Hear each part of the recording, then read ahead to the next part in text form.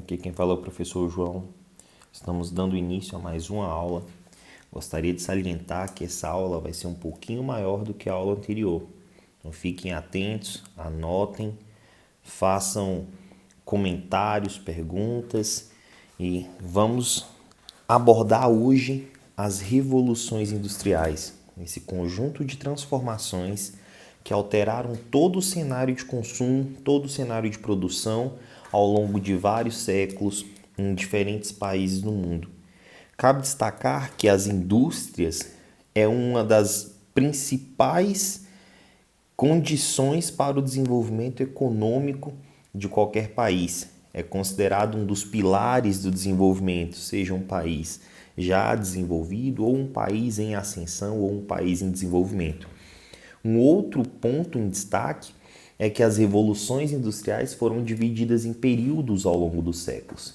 Então iremos distinguir esses períodos, abordar cada um e organizar esse cenário para que vocês consigam absorver de forma mais significativa esse conteúdo e ter um bom desempenho aí nos processos seletivos que irão fazer. Quando falamos de revolução industrial, nós estamos falando do início de um processo que começa na Inglaterra, no meio para o final do século XVIII e início do século XIX. Esse primeiro período nós chamaremos de Primeira Revolução Industrial. A Primeira Revolução Industrial, que fica basicamente condicionada dentro da Inglaterra, tem por aspecto principal a existência de dois recursos fundamentais naquela época. Seria o carvão mineral e o minério de ferro.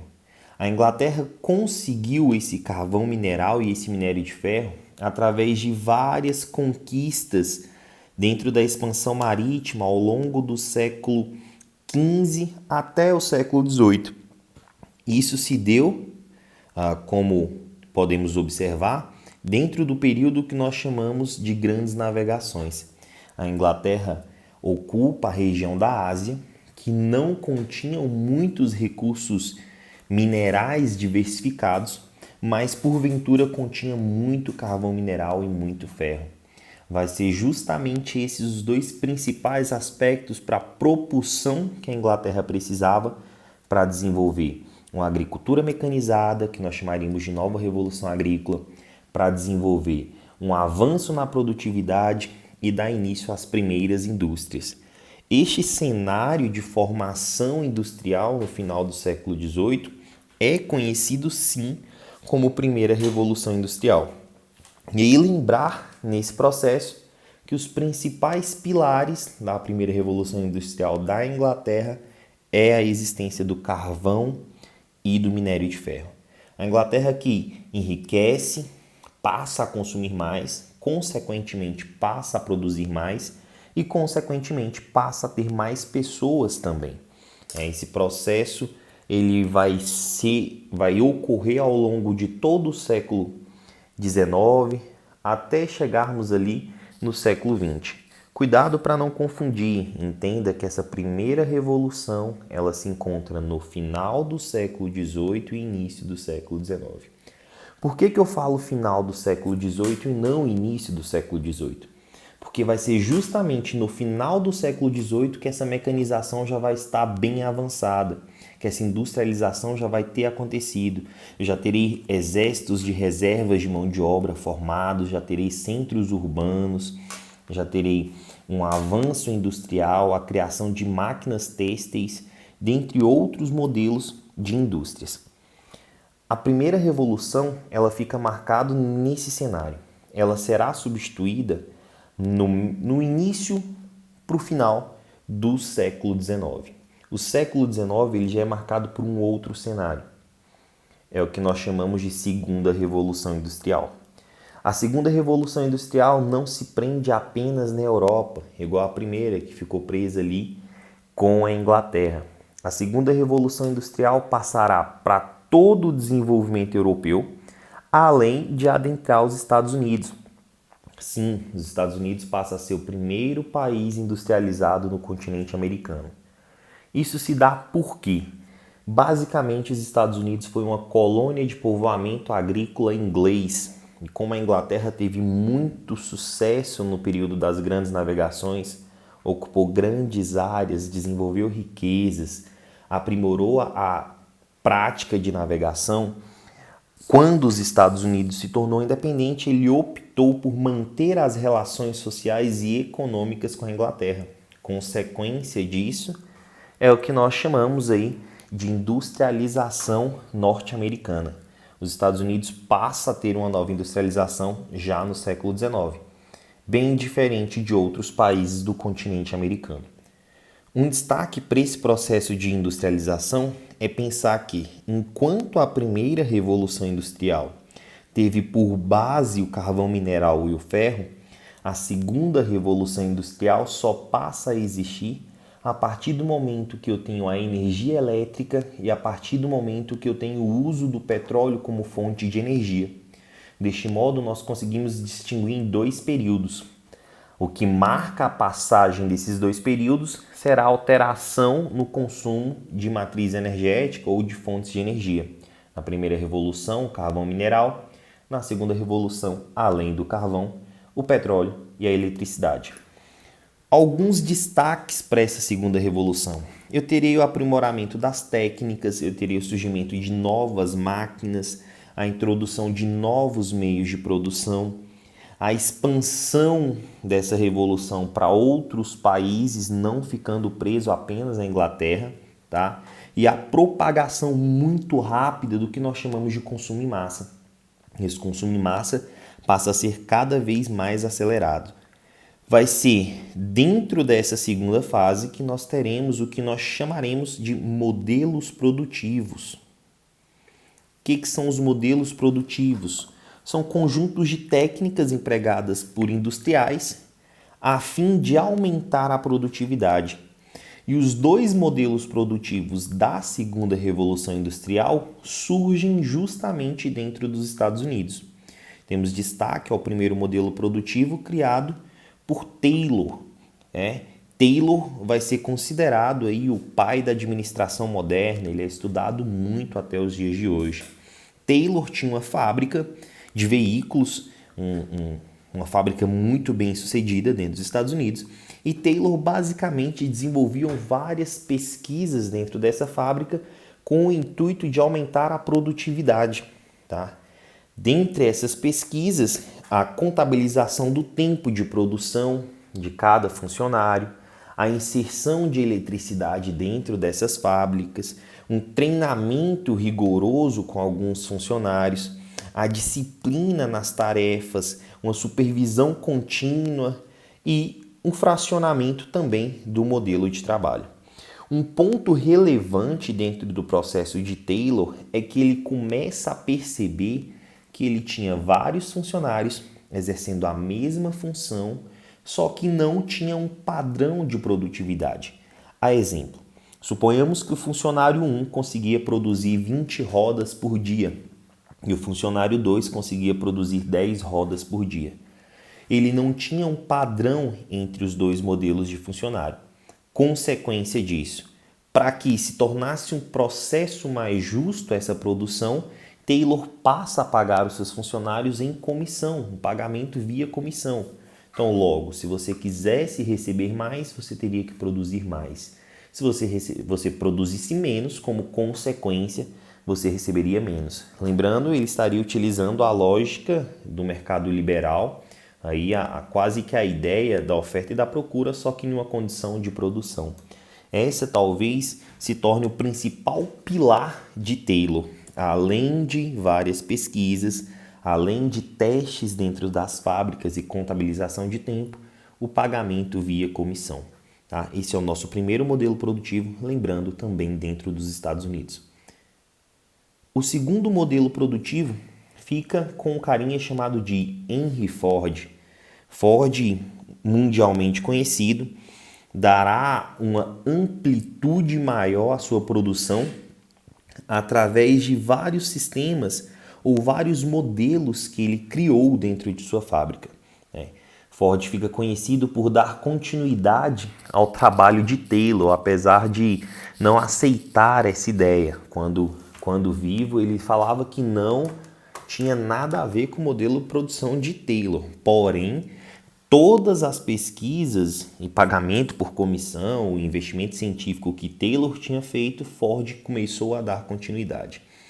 Um ponto de destaque, a Ford, essa capitalização de recursos dentro das suas indústrias, se dá basicamente em 3 princípios: intensificação e diminuição de tempo, ou dinamizar esse tempo; economia, visar e equilibrar os estoques, manter sempre a lei do liberalismo vigente; produtividade, e visar utilizar o máximo tempo, a mão de obra e a capacidade de cada operário. Para conseguir chegar nesse ponto, o que Ford faz? Ele vai dividir os seus funcionários em capacidade produtiva. Então, aquele funcionário que tinha maior aptidão para produzir, sei lá, suspensões, rodas, eixo de mola, ficaria com o setor que ele tinha mais aptidão. Consequentemente, ele gerava uma especialização daquele trabalho. A pessoa se tornava cada vez melhor no que fazia, se tornava cada vez mais detalhista no que se fazia. E um ponto importante é que Ford ele tinha muito medo desses operários conhecer todo o sistema produtivo, conhecer todo o modelo de montagem e fabricação, e abandonar a fábrica dele e virar uma concorrência. Então, essa ideia da especialização do trabalho também evitava com que novas indústrias, novas fábricas surgissem. Tá? Ford fica conhecido basicamente por 2 processos que são muito significativos no modelo produtivo, denominado de Fordismo. Primeiro, a famosa linha de montagem. A linha de montagem de Ford, no qual cada pessoa fica dentro da sua escala, dentro da sua especialização, montando os carros, bem diferente do modelo de Taylor, no qual todos conheciam o processo, todos fabricavam veículos, todos conheciam todas as partes, todas as peças que compunham ali um veículo. No caso de Ford, não. Você vai ser especialista em montar basicamente uma parte ou um processo do setor, a famosa especialização do trabalho. Diferente um pouquinho das linhas de montagem atuais, no qual quase não se vê aí a mão de obra se comparado com o século XIX. Dou destaque ao filme do Charlie Chaplin, Os Tempos Modernos. Para quem quiser assistir aí e entender essa linha de montagem, é relevante esse filme, um filme de muito sucesso na época. Um outro processo significativo de Ford foi o modelo T de produção, ou o famoso Ford T. Para quem não sabe o que é o Ford T, é um veículo básico, é um veículo criado por Ford para atender todos os operários. Ele começou a perceber que ele tinha um mercado consumidor muito grande dentro da sua própria fábrica. Os operários de Ford poderiam sim consumir veículos, desde que ele fabricasse veículos com peças mais baratas, que caísse o valor e gerasse um consumo maior. Então ele cria um modelo T, ou o famoso Ford T, que é esse carrinho aí que vocês podem observar na tela. O Ford T era feito com as peças mais baratas que existiam no mercado. Pensa que ele era criado de fato para os operários consumirem. Isso gerava uma dependência, porque o operário, caso estragasse alguma peça no veículo, teria que comprar novamente essa peça de Ford, o que fez com que a Ford se tornasse cada vez maior. Outro ponto interessante sobre o modelo T é que todos os modelos T tinham o mesmo padrão. Eu não tinha opções de modelos T. Eu tinha único e exclusivamente esse veículo e único e exclusivamente em uma cor, Era a cor preta. Ele não fabricava em outras cores, basicamente porque era a cor mais barata e mais fácil de pintar, cobria muito mais fácil ali a parte metálica do veículo. Tá? Então, graças à Ford, nós temos esse modelo T, que hoje nós chamamos de carros básicos ou carros populares. Você vai em uma concessionária de veículos e você terá algumas opções de compra de carros. Dentre esses, os carros básicos, aqueles que não vêm com todos os itens de série, a fim de baratear o valor do veículo, a fim de tentar reduzir o custo e gerar um novo mercado consumidor, tá? Então, Ford vai dar origem a esse modelo que nós chamamos de carros básicos, ou modelo T. A terceira revolução industrial, ela vem já ao longo do século XX. Ela surge ali no início do século XX, nessa transição do século XIX, início do século XX, e ela vai se desenvolvendo ao longo do século XX.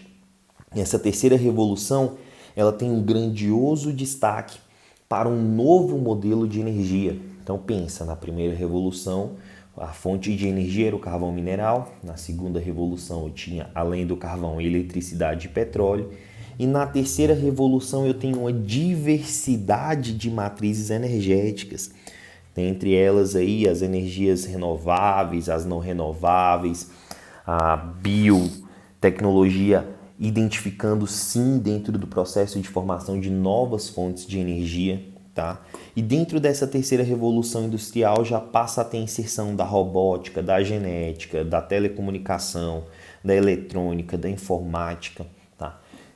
E ela vai se expandir de forma bem rizomática em todo o planeta. Pensa que a terceira revolução industrial não vai ficar mais presa entre Europa e Estados Unidos.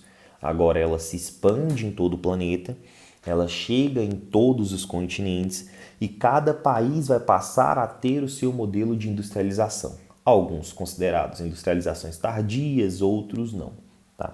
Mais à frente nós iremos falar sobre isso, na verdade na próxima aula nós iremos falar sobre o tipo de industrialização e diferenciar esses modelos de indústrias.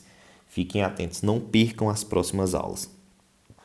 Dentro dessa terceira revolução industrial irá surgir um novo modelo produtivo, o famoso toyotismo, criado no Japão por um rapaz, esse senhorzinho aqui, ó, chamado de Eiji Toyota. Sim, Eiji Toyota foi o desenvolvedor da fábrica de veículos Toyota. Como o Toyota já tinha algumas empresas no mercado bem consolidada que seriam concorrentes dele, ele teve que criar um sistema no qual não gerasse desperdício, no qual ele conseguiria entrar no mercado, concorrer com marcas mais antigas, como a própria Ford, concorrer com marcas mais consolidadas que já estavam na Europa, que já estavam na América. E para isso ele vai seguir uma série de fatores. O primeiro processo que ele faz é uma flexibilização no modelo de trabalho. Ele vai facilitar, ele vai flexibilizar, ele vai diminuir algumas restrições às atividades das empresas. A produção de Toyota fica conhecida de forma significativa por um sistema denominado de just-in-time. O que seria o just-in-time? Ele reduziria ao mínimo os estoques dentro das empresas. E Toyota conseguiu identificar que estoque gerava basicamente gasto para a empresa dele. Você ter veículos parados no pátio não era fonte de riqueza, pelo contrário. Se os veículos estão parados, significa dizer que não estão vendendo, significa dizer também que eu não tenho uma rotatividade, eu não tenho desgastes de peça e eu não tenho lucro com isso. Então, o just-in-time foi uma produção conforme a demanda. Eiji Toyota passa a produzir todos os seus veículos conforme a demanda. Até hoje é assim dentro da Toyota.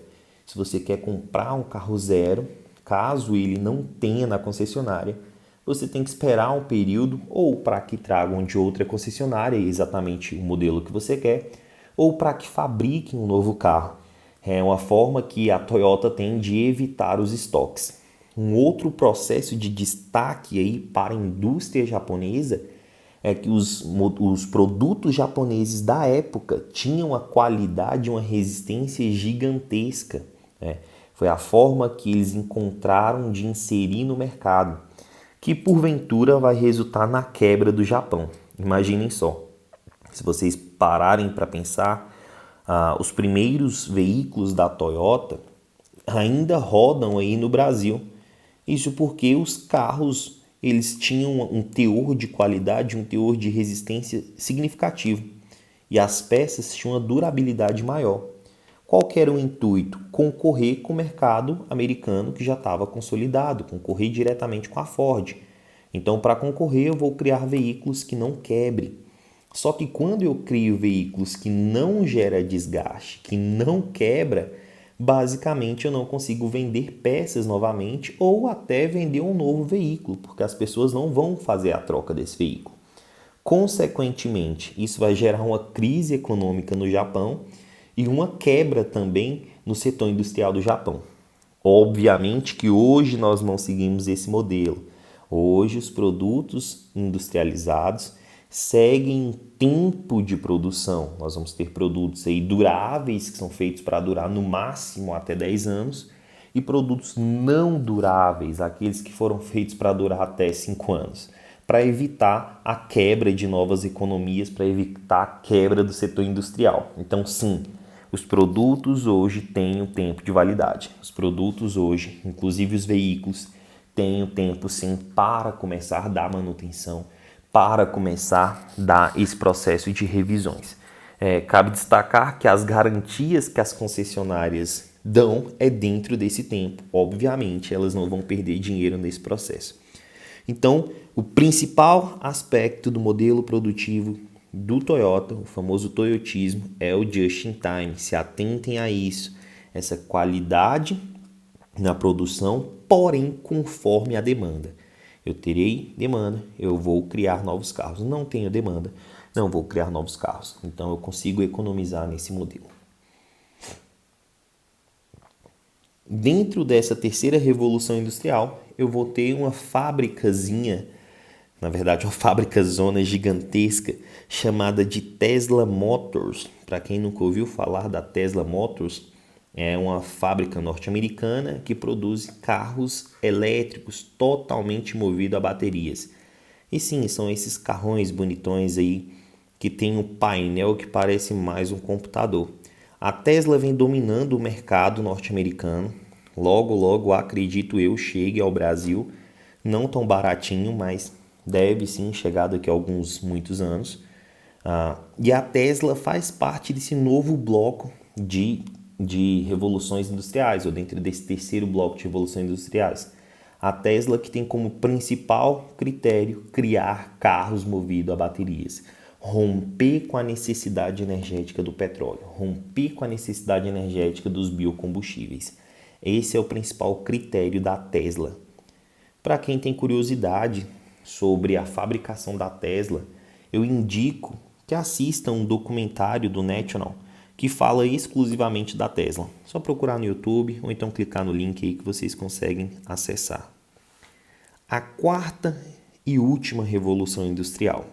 Essa quarta revolução industrial ela ainda não foi totalmente afirmada dentro da geografia. Existe uma espécie de contradição.